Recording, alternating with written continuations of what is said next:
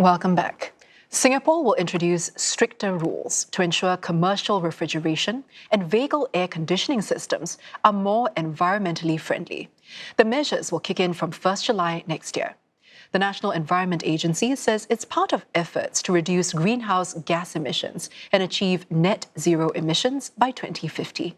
Natalie Ong with more.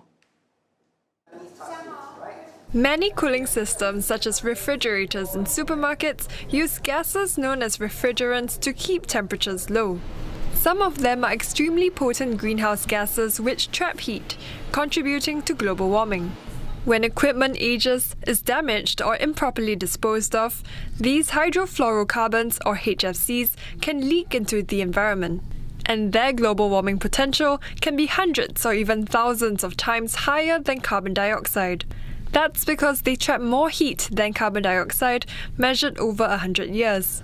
From July 2027, new refrigeration systems typically used in supermarkets must use refrigerants with lower global warming potential. Supermarket chain FairPrice says around 1 in 5 of its supermarkets have transitioned to refrigeration systems below the new limit. One analyst says the transition could involve higher upfront costs, but they could benefit in the long term. If there is a chance of saving a little bit of energy thanks to improved efficiency of the equipment, then this might translate to quite a bit of savings in terms of dollars for the supermarkets, which to some extent might also reflect to the consumers.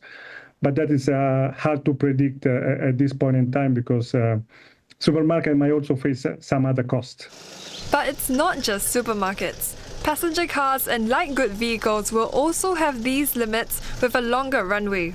Rules for them take effect in 2028.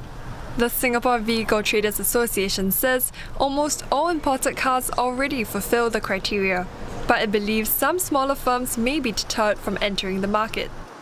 Some smaller car manufacturers from Southeast Asia, for example, they have not entered Singapore market, or some brands from China, they have not entered Singapore market.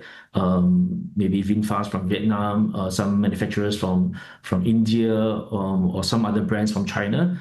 They will face some challenges to enter Singapore given these requirements. NEA says some of these measures build on existing industry practices. It adds that similar emission standards are also used in other parts of the world.